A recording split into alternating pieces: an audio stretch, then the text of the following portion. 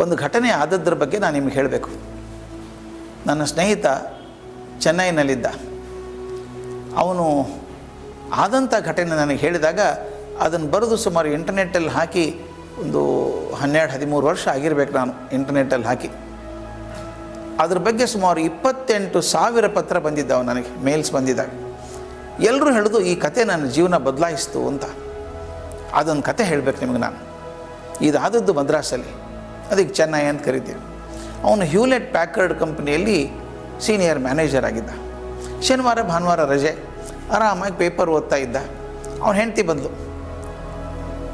ನೋಡ್ರಿ ನಿಮ್ಮ ಮುದ್ದಿನ ಮಗಳು ಏನು ಮಾಡ್ತಾಳೆ ಅಂದರು. ಇದು ಎಲ್ಲರ ಮನೇಲಿ ಆಗುವಂಥದ್ದೇ. ಮಗ ಅಥವಾ ಮಗಳು ಏನಾದರೂ ಒಳ್ಳೇದು ಮಾಡಿದರೆ ಅಪ್ಪ ಅಮ್ಮ ಇಬ್ಬರು ಅಭಿಮಾನಿ ಅಂತ ಹೇಳ್ತಾರೆ. ನನ್ನ ಮಗ ನನ್ನ ಮಗಳು ಅಂತ ಹೇಳ್ತಾರೆ. ಅವನೇನೋ ಕೆಟ್ಟ ಕೆಲಸ ಮಾಡಿದ್ರೆ ನೋಡಿ ನಿಮ್ಮ ಮಗ ನಿಮ್ಮ ಮಗಳು ಅಂತಾರೆ. ಯಾವಾಗ ಹೆಂಡತಿ ಬಂದು ನಿಮ್ಮ ಮಗಳು ಅಂದೋ ಏನೋ ತಕರಾರು ಇದೆ ಅಂತ ಗೊತ್ತಾಯಿತು. ನೋಡ್ದ, ಆ ಹುಡುಗಿ ಅಳ್ತಾಯಿತ್ತು. ಮಗಳು ಸಣ್ಣ ಹುಡುಗಿ, 6 ವರ್ಷ ಹುಡುಗಿ ಅಳ್ತಾಯಿತ್ತು. ಯಾಕೆ ಅಳ್ತಾಳೆ ಇವಳು ಅಂತ ನೋಡಿದ. ಅವನಿಗೆ ಗೊತ್ತಾಯಿತು. ಅಮ್ಮ ಮೊಸರನ್ನ ಕಲಿಸ್ಕೊಂಬಂದಿದ್ದಾಳೆ. ಮಗುಗೆ ತಿನ್ನಬೇಕು ಅಂತ. ಆದರೆ ಮಗುಗೆ ಮೊಸರನ್ನ ಕಂಡ್ರೆ ಆಗೋಲ್ಲ. ಅಮ್ಮ ಮೊಸರನ್ನ ತಿನ್ನು ಅಂತ ಆಕೆ, ಆಮೇಲೆ ಮೊಸರನ್ನ ಬೇಡ ಅಂತ ಮಗಳು. ಅದೊಂಥರ ಕುಸ್ತಿ ನಡೆದಿತ್ತು. ಆಮೇಲೆ ಅಮ್ಮ ಹೇಳಿದರು, ಮೊಸರನ್ನ ತಿಂದೆ ಹೋದರೆ ನಿನಗೆ ಹಾಗೆ ಮಾಡ್ತೀನಿ ಅಂತ. ಅಳ್ತಾಯಿತ್ತು ಮಗು. ಅಪ್ಪ ಪೇಪರ್ ಇಟ್ಟ, ಮಗುನ ಪಕ್ಕ ಕೂತ್ಕೊಂಡ್ಬಿಟ್ಟು, ಅಮ್ಮ 2 ಚಮಚ ತಿಂದ್ಬಿಡು, ತಿಂದೆ ಹೋದ್ರಿ ಮಮ್ಮ ನಾನು ಬೈತಾಳೆ ಅಂತ. ಮಕ್ಕಳು ಭಾಳ ಬುದ್ಧಿವಂತರೀಗ. ಮಗು ಹೇಳ್ತಪ್ಪ 2 ಚಮಚ ಅಲ್ಲ, ಪೂರ್ತಿ ಬಟ್ಲನ್ನು ತಿಂದ್ಬಿಡ್ತೀನಿ, ಅದನ್ನು ಕೇಳಿದ್ದು ಕೊಡಿಸ್ತೀಯಾ ಅಂತ ಕೇಳಿದ್ರು. ಅಪ್ಪ ಭಾರಿ ಖುಷಿಯೊಳಗಿದ್ದ. ಕೊಡಿಸ್ತೀನಿ ಮಗಳೇ, ಏನು ಬೇಕಾದ ಕೇಳಿ ಕೊಡಿಸ್ತೀನಿ ಅಂದ. ಆಕೆ ಗೊತ್ತು ಅಪ್ಪ ಬರೀ ಮಾತಾಡ್ತಾರೆ, ಕೀಲಿಕೆ ಅಮ್ಮನ ಕಡೆ ಇದೆ ಅಂತ ಗೊತ್ತು. ಅಮ್ಮ ನೀನು ಪ್ರಾಮಿಸ್ ಮಾಡಬೇಕು, ಮೊದಲು ತಿನ್ನು ಆಮೇಲೆ ಕೊಡಿಸ್ತೀನಿ ಅಂತ ಅಮ್ಮ ಅಂದರು. ಮಗು ಕಣ್ಣು ಒರೆಸ್ಕೊಂಡು ಇಡೀ ಬಟ್ಲನ್ನು ತಿಂತು. ಅಪ್ಪನಿಗೆ ಸಂಕಟಾಯಿತು.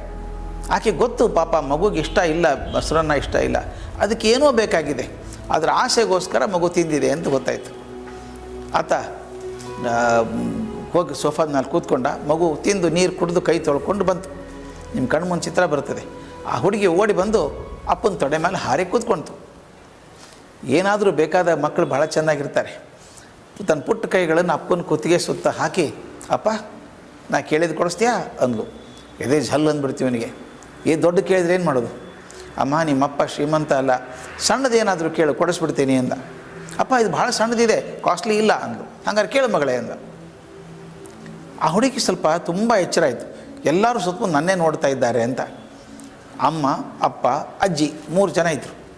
ಏನು ಕೇಳ್ತಾಳೆ ಇವಳು ಅಂತ ಹಿಂಗೆ ನೋಡ್ತಾಯಿದ್ರು. ಆ ಹುಡುಗಿ ಹೇಳಿದ್ಲು, ಅಪ್ಪ ನಾಳೆ ಭಾನುವಾರ ಅಲ್ವಾ?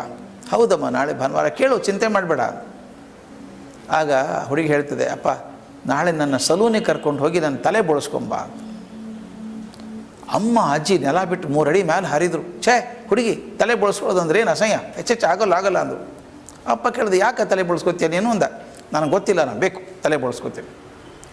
ಅಪ್ಪ ಅಂದ, ಚೆನ್ನಾಗಿ ಕಾಣಿಸಲ್ಲ ಮಗು, ಗುಂಡು ಮುಖ, ದೊಡ್ಡ ಕಣ್ಣು, ಉದ್ದು ಕೂದಲು ಚೆಂದ ಅಲ್ವಾ, ಹುಡುಗಿ ತಲೆ ಬೋಳಿಸ್ಕೊಂಡ್ರೆ ಚೆನ್ನಾಗಿರುತ್ತೆ ಅಂತ. ಇರುತ್ತೋ ಇಲ್ಲೋ ಗೊತ್ತಿಲ್ಲ, ನಾನು ಬೋಳಿಸ್ಕೋಬೇಕು. ಅಪ್ಪ ಆಗಲ್ಲ ಅಂದ. ಅಳೋಕ್ಕೆ ಶುರು ಮಾಡ್ತು ಹುಡುಗಿ. ಹತ್ಕೊಂಡು ಹೇಳಿದ್ದು, ಅಪ್ಪ ನನಗೆ ಹೇಳಿದ್ದೆ, ನೀನು ಹೋದವಾರ ಕತೆ ಹೇಳಿದ್ದಿ, ಹರಿಶ್ಚಂದ್ರನ ಕತೆ ಹೇಳಿದ್ದಿ.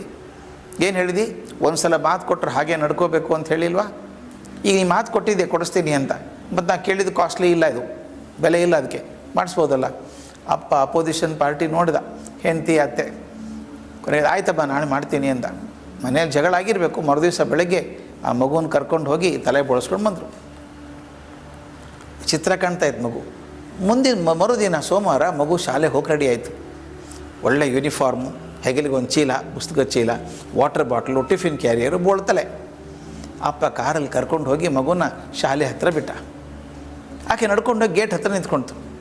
ಒಳಗೆ ಹೋಗು ಆಕೆ ನೋಡೋಕ್ಕಾಗ್ತಾ ಇಲ್ಲ ಅವನಿಗೆ. ಒಳಗೆ ಹೋಗು ಅಂದ. ಇಲ್ಲಪ್ಪ ನನ್ನ ಫ್ರೆಂಡ್ ಬರ್ತಾನೆ, ಕಾಯ್ತೀನಿ ಅಂದು. ಅದು ಯಾವ ಫ್ರೆಂಡಪ್ಪ ಅವನು, ನೋಡೇ ಬಿಡ್ತೀನಿ. ತಾನೂ ಕೂತ್ಕೊಂಡ ಕಾರಲ್ಲಿ. 1 ನಿಮಿಷಕ್ಕೆ ಇನ್ನೊಂದು ಕಾರ್ ಬಂತು ಇದ್ರ ಹಿಂದೆ. ಅದನ್ನು ಹುಡುಗ ಹೇಳಿದ, ಪುಟ್ಟ ಹುಡುಗ, ಇದೇ ವಯಸ್ಸಿನ ಹುಡುಗ, ಅದೇ ಥರದ ಯೂನಿಫಾರ್ಮು, ಅದೇ ಥರದ ಚೀಲ, ಅದೇ ಥರದ ವಾಟರ್ ಬಾಟ್ಲು, ಟಿಫಿನ್ ಕ್ಯಾರಿಯರು, ಅವನದು ಬೀಳ್ತಲೆ. ಆ ಹುಡುಗ ನಡ್ಕೊಂಡೋಗಿ ಹುಡುಗಿ ಹತ್ರ ಮಾತಾಡ್ತಾ ಇದ್ದ. ಇವನಂದ, ಶಾಲೆ ಯೂನಿಫಾರ್ಮ ಚೇಂಜ್ ಆಯಿತು ಏನೋ, ಯಾಕೆ ಇದು ಇಬ್ಬರು ತಲೆ ಬೋಳಿಸ್ಕೊಂಡಿದ್ದಾರೆ ಇವರು ನೋಡ್ತಾ ಇದ್ದ. ಆಗ ಹಿಂದಿನ ಕಾರಲ್ಲಿ ಒಬ್ಬರು ಮಹಿಳೆ ಕಾರ್ ಓಡಿಸ್ಕೊಂಡು ಬಂದ್ರಲ್ಲ, ಆಕೆ ಹೊರಗೆ ಬಂದರು. ಆಕೆ ಕಣ್ಣಲ್ಲಿ ನೀರಿತ್ತು.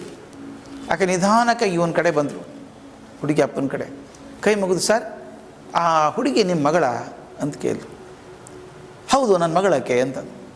ತಕ್ಷಣ ಆಕೆ ಹೆಣ್ಮಗಳು ಹೇಳಿದರು, ಸರ್ ಮಗಳಲ್ಲ ಸರ್, ಅದು ಎಷ್ಟು ಜನ್ಮ ನೀವು ದೇವರನ್ನು ಪ್ರಾರ್ಥನೆ ಮಾಡಿದ್ರೋ ಗೊತ್ತಿಲ್ಲ, ಭಗವಂತ ನಿಮಗೆ ದೇವತೆಯನ್ನು ಕರುಣಿಸಿದ್ದಾನೆ, ಆ ಮಗು ಅಲ್ಲ ಸರ್ ದೇವತೆ ಆಕೆ ಅಂತ.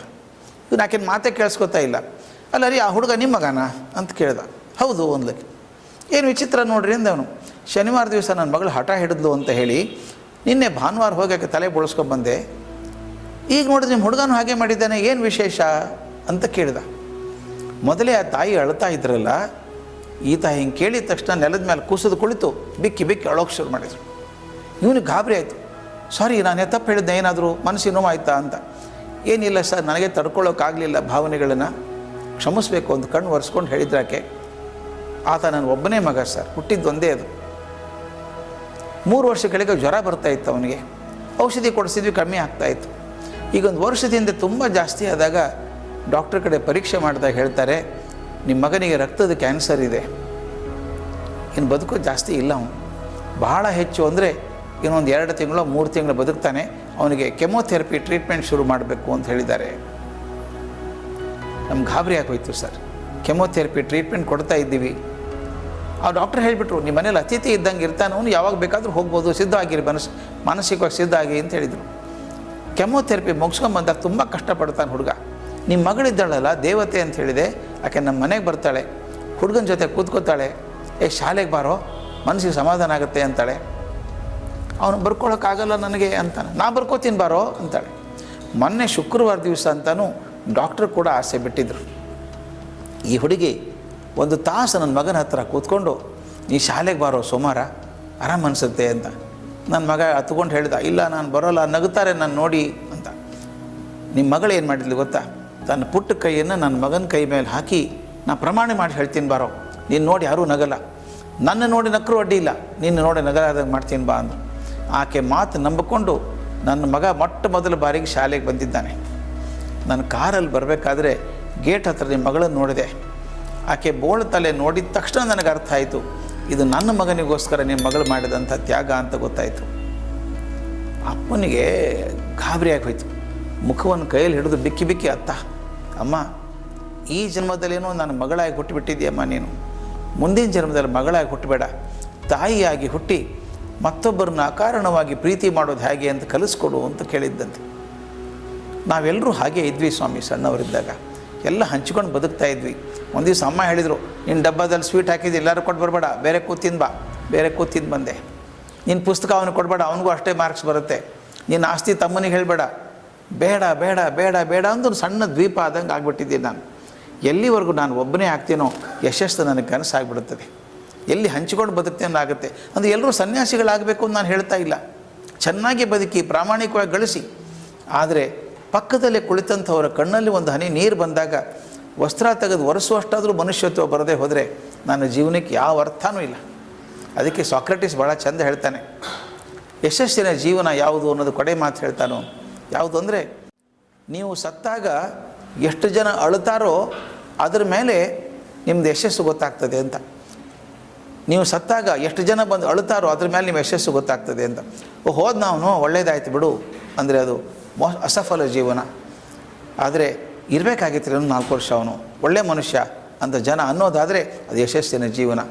ಸೊ ಯಶಸ್ಸು ಅನ್ನೋದು ನನ್ನ ಪರಿಶ್ರಮದಿಂದ, ನನ್ನ ಜೀವನೋತ್ಸಾಹದಿಂದ, ನನ್ನ ಸಾಮಾಜಿಕ ಕಳಕಳಿಯಿಂದ ಬರಬೇಕಾದದ್ದು. ಇವತ್ತು ಯಾರ್ಯಾರು ದೊಡ್ಡವರು ಅಂತ ನಾನು ಗಮನಿಸ್ತೀನೋ ಅವರಲ್ಲಿ 3 ಕೂಡ ಆ ಮುಪ್ಪುರಿಗೊಂಡು ಕೂಡಿದ್ದರಿಂದ ಅವರ ಯಶಸ್ವಿ ಜೀವನ ಆಯಿತು.